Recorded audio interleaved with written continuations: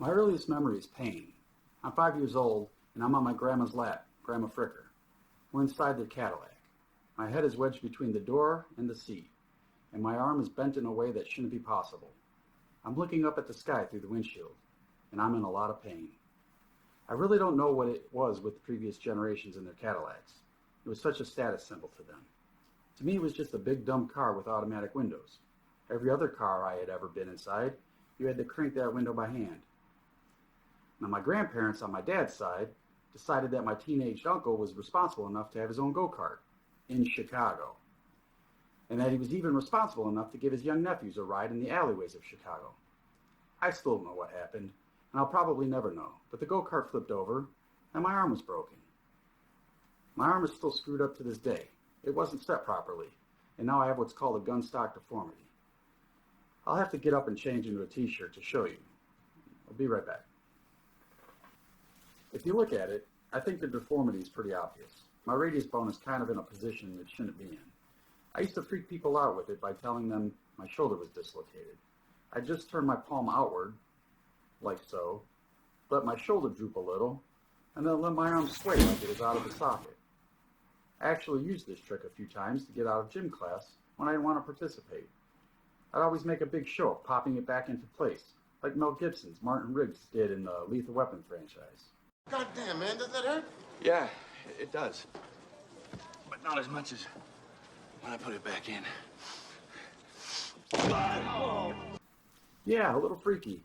I've had quite a few broken bones over the years, my right arm being the first. Maybe I'll do an episode on how screwed up my body is. I've really abused it over the years. In this episode, I'll mostly cover my parents' decision to uproot our family out of Chicago and move out into the middle of nowhere right before I was about to enter high school. Yay me. It's time for the title sequence. Let's do this.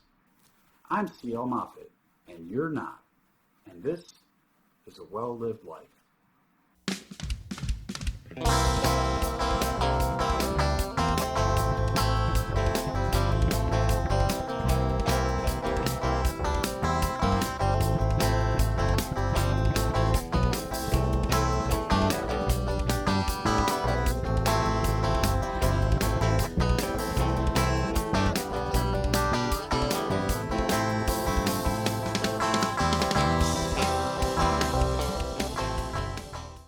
Turns out when you're young, you really don't know all the dynamics of your extended family. They're just your family, and you hang out with them on occasion. My uncle who flipped the go-kart, well, he's actually my half-uncle. The man who I thought was my dad's father, my grandfather, he's my dad's stepfather, thus making him my step-grandfather. Who knew? Not me until I was in high school. I should have known. Their last name was different from ours. Theirs was Kofink, and ours was Moffat. I may have mentioned once or twice in my previous video about how kids are stupid. My dad's father wasn't around. I think I only met him a few times. And the times when I was younger, I have no recollection. I only remember seeing him on his deathbed when he was incapacitated. I was told he was in the Marines during World War II and that he had fought during Iwo Jima. I do have his Marine Corps pin though. But other than that, I don't know much about the man or that entire side of my family. The thing I got the most from him was my last name. Now, the name Moffat is of Scottish origin. There is a clan Moffat. It's spelled with only one T, while our name has two. There are also other variations of the name that include it being spelled with an E or an I, or even sometimes a U replacing the first vowel in the name. And will appear in all these vowel variations with or without the double T's at the end. I kid people when I tell them my last name, especially if they see it spelled out. I'll say, well, in high school, I was no fat. In college, I was low fat. Now, I'm just mo fat. But it's actually pronounced Moffat. There's a town in the lowlands of Scotland named Moffat. It's a small town with about 2,000 people. The town is the ancestral seat of the Moffat clan. I hope to travel there someday. The clan has been around since the early 12th century, but really established itself by the 13th. The clan has its own crest and even its own coat of arms. It has its own motto, Spero Meliora, which is Latin for, I hope for greater things. No truer words would be fitting for me. The clan fought in the wars for Scottish independence and participated in the routing of the English at the Battle of Bannockburn. Scottish clans back then were notorious for having feuds with other clans, and the arch rivals for the Moffats were the Johnstones. There were accusations that the Johnstones murdered the Moffat chieftain, Robert Moffat, in 1557 during a church service. Though being so long ago, who knows? It was also claimed that the Johnstones burned a church with members of the Moffat clan inside and then slaughtered everyone who tried to escape the burning church. Again, long time ago, difficult to verify. It's funny, when I worked at the Space Center, one of my coworkers and good friends was named Johnston, which is just a form of John Stone. I would kid him that I was plotting revenge against him for what his ancestors had done to mine way back in the day.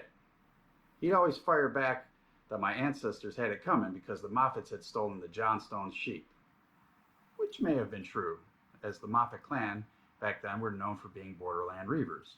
Of course, I'd respond by telling him that we were saving their sheep from them and their sordid ways. It was all in good fun, but I'm still plotting my revenge against him. Well, enough about Scottish clan history. Let's get back to Chicago. If it's not Scottish, it's crap. Goodbye, old world. Hello, new world. And it's Chi-Town. Only crazy people call it Chi City. My grandparents and half-uncle lived in the typical Chicago brick bungalow in the Portage Park neighborhood, just south of Six Corners. There are over 80,000 brick bungalows within the city, which represents about 1/3 of all the city's single-family housing. Their house was on the 4900 block of West Bernice. That's their old house. A lot of Chicago bungalows have those protrusions under each of the front windows.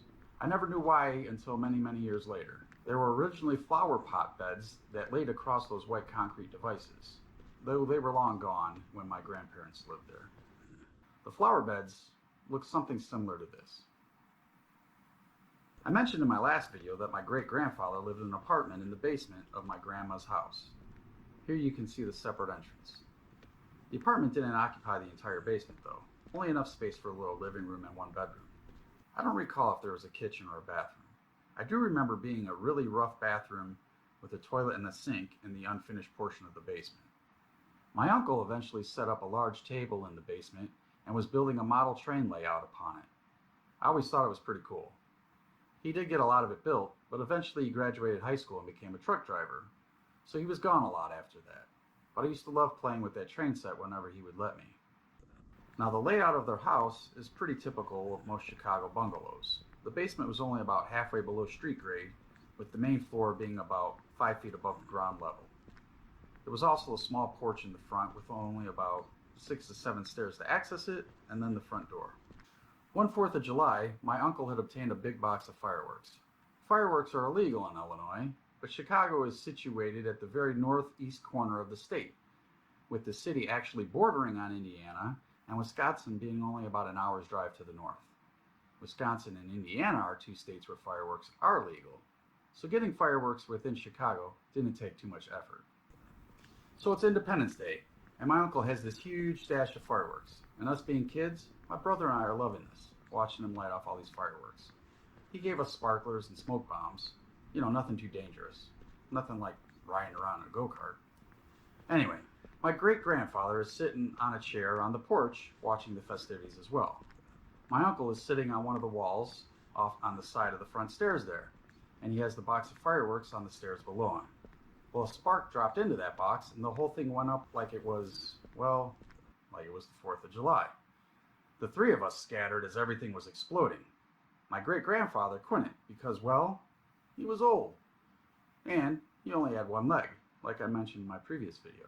So he sat there during the onslaught. He was unharmed, thankfully, but oh boy, what a show.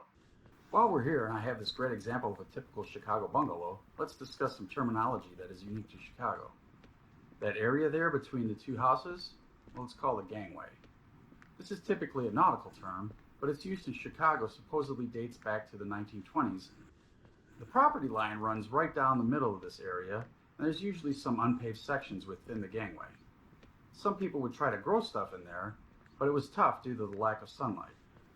When you walk into the house, you enter this small vestibule. This was a good place to hang coats and leave dirty shoes. Turning right and fully entering into the house, you enter the front room. That's right, I said the front room. It's actually the front room because it's the room in the front of the house.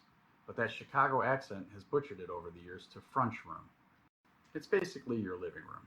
You know, where you had your console TV, or more likely, where your working TV sat upon your broken console TV.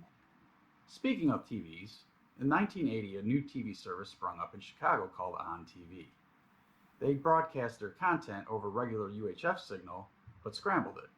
Channel 44 was where their content could be found, but only after 7 p.m. on weekdays and 5 p.m. on weekends. During the other times, the channel just broadcast a regular unscrambled programming. They mostly broadcast movies without commercials, kind of like cable TV before cable TV, but with only one channel. Of course, you had to pay a subscription to obtain a set-top box that you would put between your antenna output and TV. You would then turn this knob to on, hence On TV.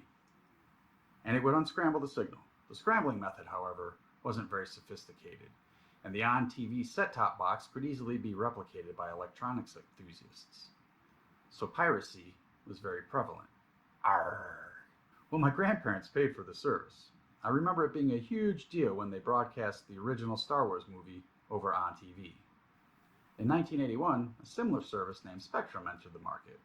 They broadcast on Channel 66, and by 1982, On TV was broadcasting for 20 hours a day, then eventually they went to round-the-clock broadcasts. Also in 1982, SportsVision was launched as an additional service to On TV. SportsVision was the brainchild of Jerry Reinsdorf, the owner of the Chicago White Sox. SportsVision would broadcast White Sox games, Bulls, Blackhawks, and even the Chicago Sting, the city's now defunct soccer team. Of course, it was an add-on fee to include SportsVision with your On TV subscription. Well, by 1985, On TV and Spectrum ceased to exist with the infiltration of cable TV into the area. SportsVision hung on, however, until 1989, but was eventually sold off to Cablevision and moved to cable. Back inside the house, the front room led directly to the dining room. My grandparents were those people that had plastic on all their furniture and plastic runners on the areas of the carpet that received the most traffic. Ugh, tacky. Off the dining room was their spare bedroom, which they just kind of used for storage. I mentioned in the previous video that this was where my great-grandfather kept his prosthetic leg when he wasn't using it. The spare room for the spare leg. The spare room was also where they kept all my uncle's toys and games from when he was a kid. My brother and I loved to play with all these toys whenever we went over there, because, they were toys we didn't have. The one toy that he had that I absolutely loved playing with was his Evel Knievel stunt cycle. I would build ramps and little stunts for him to do, and Evel would try and jump stuff. It was a really cool toy for a kid. And just like the real Evel Knievel, the toy version of him crashed more often than not. 1, 2, 3, go! It's an Evel Knievel rally! Far out!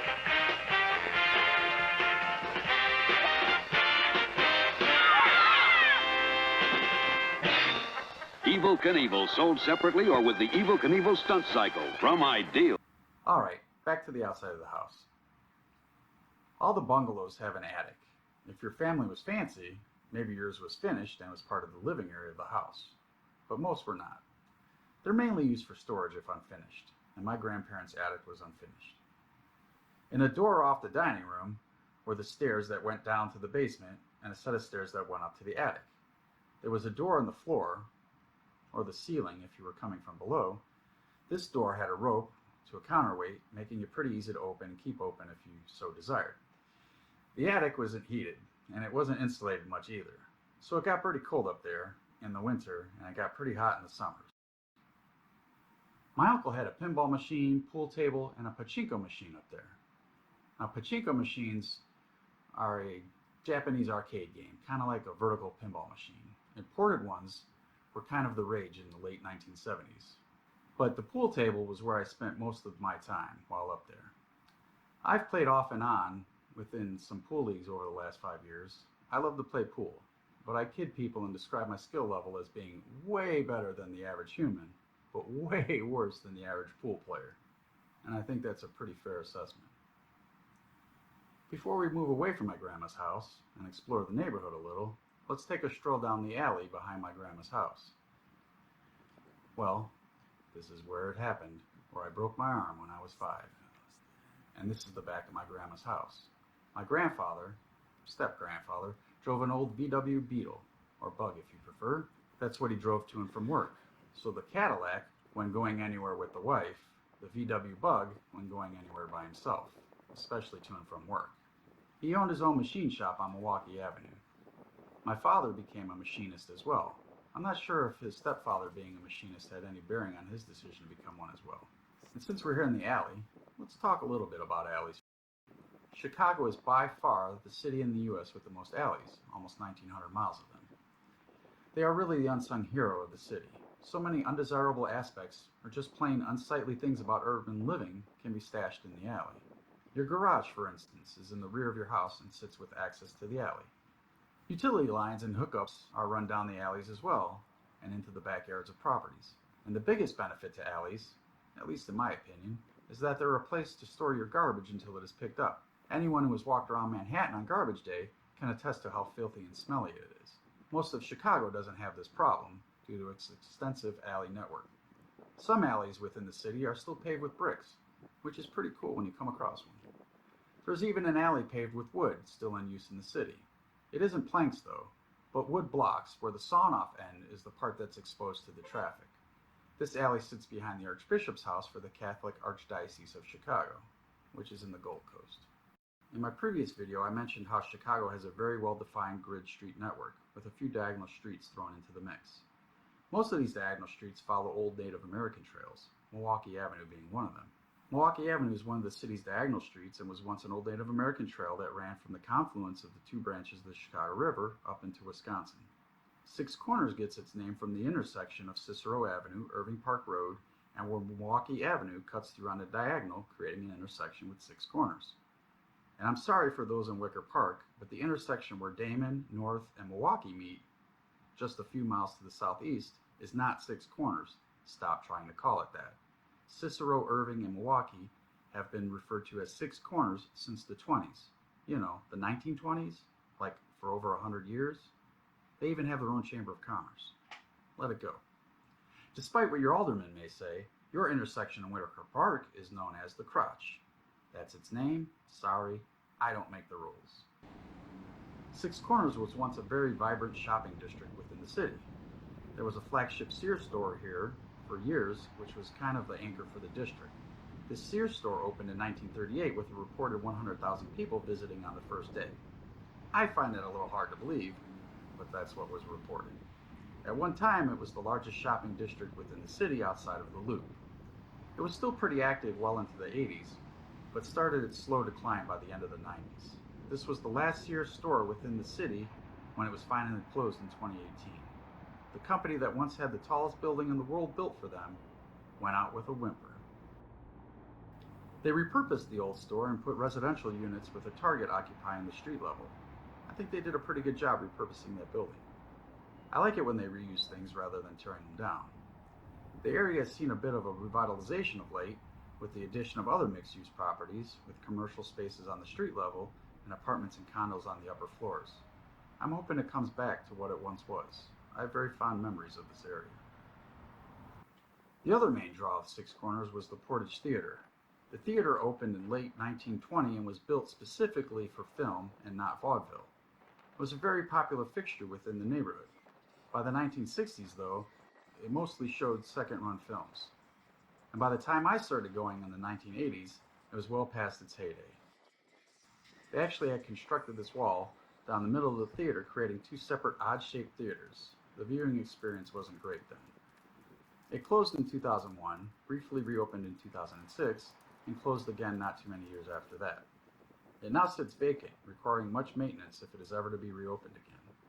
I moved back to Chicago in 2008, and during the period when the Portage Theater was reopened, the Silent Film Society of Chicago would host silent films there. I saw two F.W. Murnau films here during that period, the original Nosferatu and Faust. It was a really neat experience, as both films were accompanied by a live organist. Sadly, it appears that the Society's organist passed away back in February. They were both great movies to see in that environment. Faust starred Emil Jannings, who would go on to win the very first Oscar for Best Actor a little over 2 years later. Jannings played Mephisto in the movie. the demon who would attempt to corrupt Faust to gain his soul. Jannings was born in Switzerland, but of German descent. He would later make propaganda films for Nazi Germany, making him persona non grata within the film industry following the war. You would have thought he would have learned a little something about selling your soul to the devil while making the movie Faust. But then again, he did play the demon. Once again proving the only good Nazi is a dead Nazi. Anyway, we've always hated Nazis in Chicago. Illinois Nazis. I hate Illinois Nazis. Moving on. Six Corners is just a small area within the larger Portage Park neighborhood of Chicago. The neighborhood actually gets its name from its namesake park. Portage Park lies about 3/4 of a mile west of Six Corners. In my first video, I talked about the glacial ridge that ran a good length of the city from north to south. Well, that ridge separates the Lake Michigan watershed from the Mississippi River watershed. It's named Portage Park because this area was a portage between the north branch of the Chicago River and the Des Plaines River to the west. First used by Native Americans, it was shown to the early European explorers when they first arrived. It's about 8 miles between the two rivers here.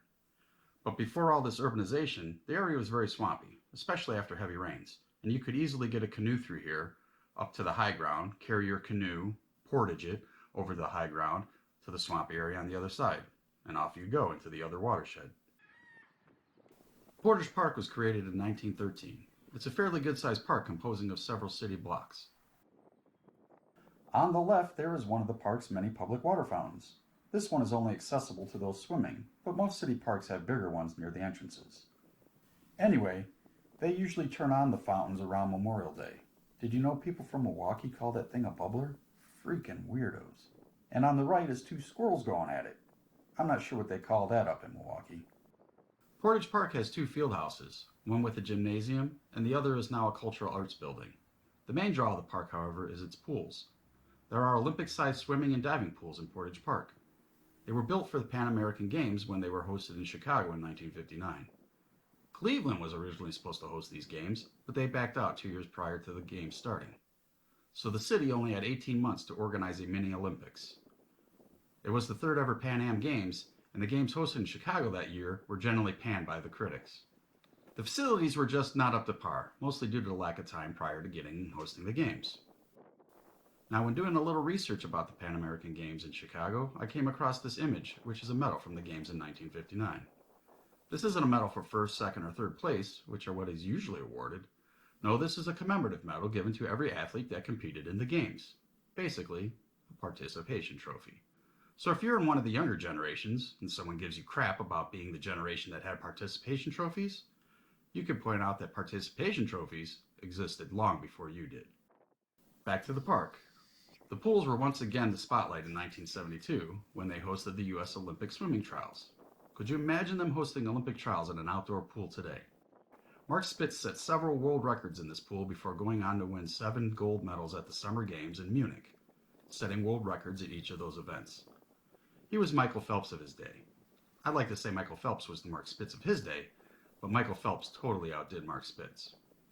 You know what? I gotta get something off my chest about swimming events. Most of them are bullshit. Sorry. I'm not trying to take anything away from Michael Phelps. The man is clearly a gifted, incredible, and well-accomplished athlete. He has 23 Olympic gold medals, along with 3 silver and 2 bronze. Incredible. Hell, he even has the longest putt ever captured on video. Here's a list of all of Michael Phelps' Olympic medals. And the ones I'm circling are bullshit. Sorry, they just are. By my count, that leaves Phelps with 7 golds, 1 silver, and 2 bronze medals. Let me tell you why these events irk me so. Swimming is a race. These are races. The purpose of a race is to get from point A to point B across a particular medium in the fastest way possible. It could be running from here to there, cross-country skiing, speed skating, rowing, swimming, etc. Other than that stupid speed walking, which I feel shouldn't be an event either, swimming has all these extra events where the purpose isn't to go from point A to point B in the fastest way possible. It's to go from here to there in a very specific, less than optimal way to swim. I'm sorry, that's just stupid. Usain Bolt doesn't get to compete in the 100-meter backward run. Why? Because it's stupid. Breaststroke? What's the breaststroke? The slowest way to get across the pool. What's the matter, swimming federations? Is the doggy paddle not good enough? We don't have a track and field event in the 100-meter Army crawl. And don't even get me started on the butterfly. This is clearly the stupidest way to get across the length of a pool. Usain Bolt doesn't enter the 100-meter skip. Could you imagine how silly that would be? They already have swimming events designed to get across the pool the fastest. They're called freestyle, as in, you can choose whatever way you want to swim across the pool. Guess what? No one swims the breaststroke, backstroke, or butterfly in these freestyle events. Why? Because none of those strokes are the fastest way to swim. The fastest way to swim on the surface of the water is the Australian crawl, or now known as just the front crawl.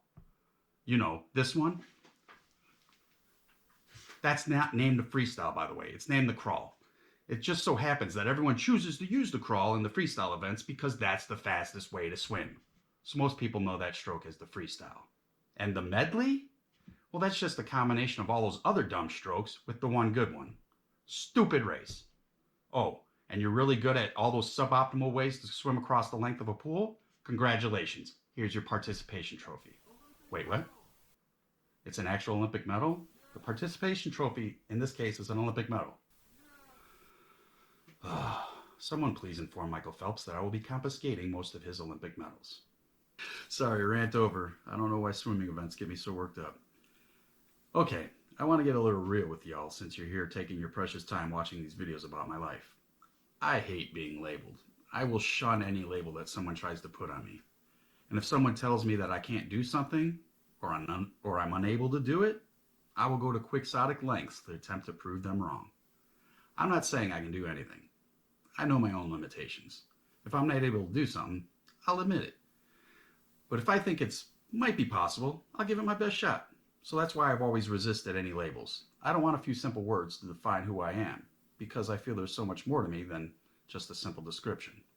But there's one label I will wholeheartedly accept, and that's being a Chicagoan. I am an unapologetic Chicagoan through and through. That's my city. I feel different when I'm here, and I miss it when I'm away. Hell, I don't even mind the winters. They don't even bother me. In fact, I love the winters. I just wish it snowed a little more like it was when I was a kid. It's not a perfect city, but no place is perfect. It has its flaws, but it's nowhere near as bad as portrayed on Fox News. I've never felt unsafe in any neighborhood in the city, and I've damn near been to all of them. Now, that doesn't mean I'm not vigilant. On the contrary, I'm always keenly aware of my surroundings. I think growing up in a big city like that teaches you that skill, and I think it's a great skill to have, and I've tried to impart that skill upon my own kids. But there's just something that I love so much about this city. I'm probably biased because it's where I was born and grew up, but that's my home.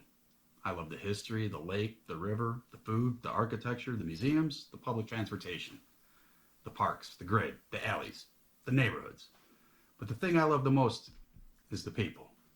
Those are my people. If Chicago is my kind of town, then Chicagoans are my kind of people. There's a sense of civic pride that I've not really sensed in other places. People are proud to be from Chicago, and I am too. And the thing I love the most about Chicagoans is the diversity. The city has people from all around the world and from all walks of life. I lived in the Albany Park neighborhood for a while, which is the most diverse neighborhood in the city, and it's touted as being one of the most diverse neighborhoods in the country. The city just has a little bit of everything, and I just love that diversity, and it played a big factor in making me into the person I am today. You know, diversity and DEI have been getting a very bad rap here lately. And for the record, it's DEI-A, that is, diversity, equity, inclusion, and accessibility. But facts and bigots never seem to align. If you think diversity isn't important, well then you're just plain ignorant. I saw this perfect video the other day. Let me play a quick clip of it and I'll discuss it. It's a video of two Amazon warehouse robots meeting. Ha ha ha, pretty funny. AI doing dumb AI things again. And while that clip is pretty funny, I see something more in it. You see, both of those robots have exactly the same programming. They think exactly alike. Thus, they cannot solve what should be a simple problem. These robots are the end result of a complete lack of diversity. It is so much easier to solve problems when you have people with wide, varying backgrounds. You know, lots of diversity. My experiences aren't the same as your experiences, nor are yours the same as the next person. My experience growing up in Chicago was vastly different from I don't know, the black kid, the Hispanic kid, or the Asian kid who grew up in the city. Without diversity, everyone ends up thinking the same way, like our stuck Amazon robots there in the video. This makes problem solving very difficult, but it also makes the world very boring.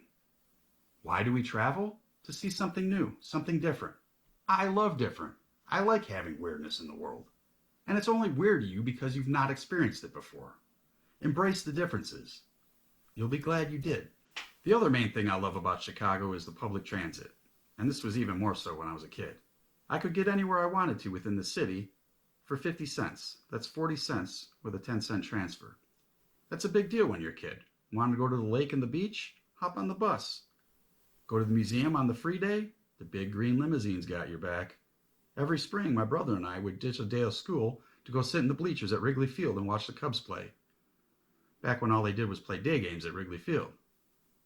You could get a bleacher ticket for like $2 back in the day. But growing up in the city really taught me how to be independent, self-sufficient, and importantly, unafraid of the larger world. And I wouldn't have wanted to grow up any other way. So why have I gone on and on about my love affair for the city of Chicago? Why did I take so long talking about my grandma's house, Six Corners, the Portage Park neighborhood? Well, because in 1989, my parents decided that we would move out of my beloved city. I was devastated. They wanted to move us all the way out to Aurora. It was like over 30 miles away. It might as well have been on the dark side of the moon for as far as I was concerned. So I, my stubborn 13-year-old self, said no, I'm not going. All my friends were here. I'd just been accepted at a high school I've always wanted to go to my entire short life. My best friend was already going there. It was Lang Tech. It had a history, tradition. It was one of the premier high schools in the city back then. I had worked very hard to get the grades and the test scores to be able to be even considered to go there. It's also where my father and my half-uncle had gone. So I wasn't going to move to the suburbs. The city was my entire world. I wasn't about to trade that in to be some prisoner out in the suburbs. A place where you needed a car or to be driven everywhere. That was prison to my 13-year-old self. In Chicago, I was free. So I needed a plan, and I came up with one. I told my parents that I could move in with my grandparents. I would finish out my 8th grade year by taking 2 buses back to the elementary school in my old neighborhood. It's about a 40-minute one-way trip. But I didn't care. I was determined to stay in the city. I would have been taking the bus anyway the very next year to go to high school. That's a very normal thing to do as a teenager in Chicago. I was not moving to Aurora. And to my parents' credit, and my utter shock, they agreed to my plan. But first, and my mom won't admit this to this very day, but the real reason why we moved. White flight. She'll say, oh, we wanted you both to go to a good high school. This is bull. My brother was already going to a good high school, Von Steuben, which was also a magnet school within the city. And, as I just said, I was going to go to Lang Tech, another really good high school. So that was definitely not the reason. My father's job was out in Bensonville, which is over by O'Hare. We moved way farther than his current commute. My mom's commute went from about 9 miles to over 28. Both of my mom's sisters had moved out to the suburbs years before. Her mom was living in the suburbs as well. But we would be moving farther away from them as well, way farther than we had currently been. So none of those reasons mattered. So the only correct answer was white flight. You see, our neighborhood was changing. That is, it was going from a predominantly Italian neighborhood to a predominantly Mexican one. You know, that is, less white. I didn't care, but I didn't get a vote. But I also refused to go on that move out to Aurora. So I moved in with my grandparents near Six Corners. As I mentioned at the beginning of the video, my half-uncle was a truck driver. So he was gone all the time, and I moved into his room. He had a waterbed. How very 1980s. Waterbeds were just weird, and I never understood the appeal of them. I never slept very well on them, always just sloshing around. I'll take a good memory foam mattress any day, thank you. But those weren't available back then, and I was just a guest, so I took what was provided. He did have a great 8-track collection, though, and I enjoyed listening to those 8-tracks from the 60s, 70s, and early 80s. Back in black and 8-track. You really can't beat it. There was one problem, however, with me moving into my grandparents' place. My grandmother was suffering from dementia by this point, and it had gotten pretty bad. My older self is not shocked by this fact, because all she did all day was sit in her lazy boy rocker and watch television. And daytime TV during the 1980s was just absolute shit. Game shows, then soaps, then the news, then game shows, then primetime, then the news, then bed. No external mental stimulation, no exercise, just sit and watch the TV while your brain rots. But younger me, I had no clue what was going on with her, why it was going on with her, or even any clue with how to deal with it. And sometimes she would get out of the house, get lost and confused, and then the Chicago PD would end up calling my grandfather to come pick her up. This happened multiple times, and by the time I moved in, she had to be locked inside the house so she couldn't escape. My grandpa would be up early and off to the machine shop he owned. He would be gone way before I would even get up for school. I remember leaving for school in the mornings and having to remove the doorknob from the front door and put it inside the planter that was on the front porch. I was 13, and this was weird for me. Some days she would be awake, and I would say goodbye to her, go out the front door, take the doorknob off, and put it into the planter. She would come to the door and bang on the glass, begging for me to give her the doorknob. I'd say, "I can't, Grandma. You're not allowed to leave the house." So there she sat, all day, watching TV, alone. It's really kind of sad. No human interaction until either I or my grandfather got home. My parents would give me money at the beginning of the week for bus fare and food, but other than that, I was responsible for everything that had to do with me. Again, I was 13 years old. How very Generation X. You know what? Gen X is a label I would never shy away from. I'm definitely a Gen X kid, unabashedly so. Every morning I'd get up, take the 2 buses to get back to my elementary school, attend school, and then take the 2 buses back. I'd spend about an hour and a half on the bus every day, and I never told anyone about my situation at school. It just wasn't something you talked about with your friends back in that day and age. I'd get home sometimes and I'd stop and get a sub at Mr. Submarine. It's actually still there on Cicero Avenue, and I loved their subs. Sometimes I wouldn't budget my money correctly, and I'd have to forego extra little treats like this. Now, I wasn't going hungry. There was always food in my grandparents' house. It's just I had to make sure that I had enough money for bus fare. But I couldn't eat Mr. Submarine every day, much to my dismay. But I did try to stay out as late as possible so I wouldn't have to go home and deal with my grandmother and her dementia alone. Now, after I ate my well-deserved sub, I'd walk back to their house, but I'd usually head up into the attic to play pool or listen to music up there, again, to avoid my grandmother. Afterwards, I'd do my homework. My parents would come and get me for the weekends, and then they'd give me my allotment of money for the coming week. This routine went on for about a month, then something happened that is scarred into my brain to this very day.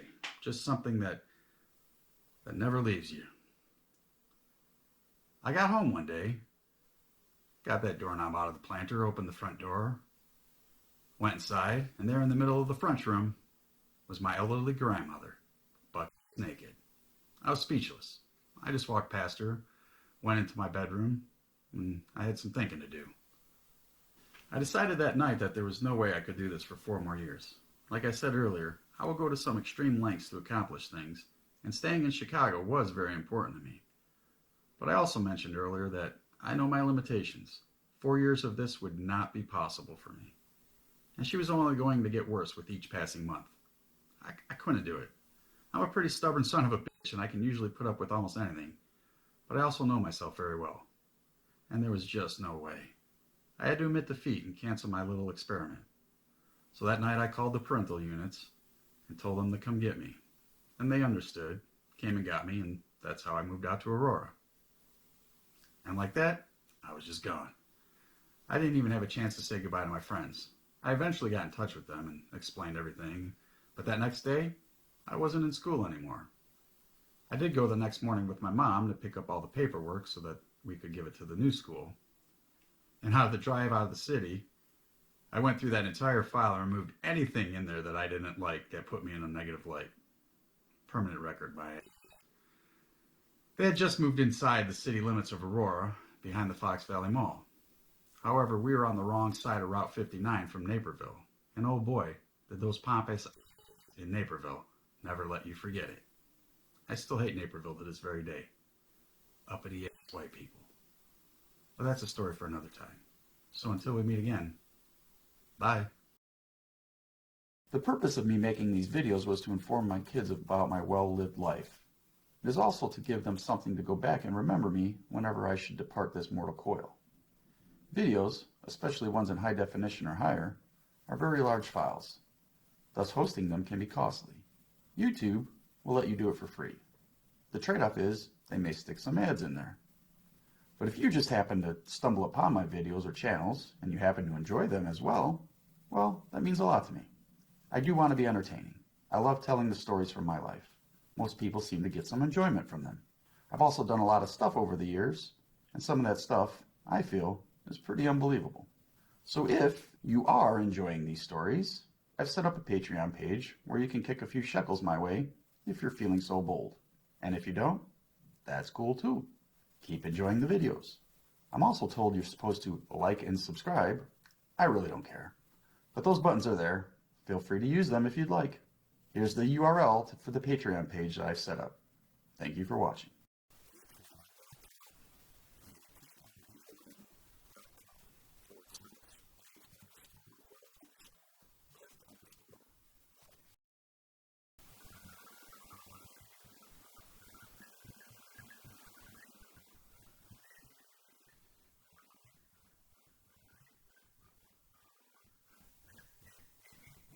Skibbity, skibbity, skibbity. That's all, folks.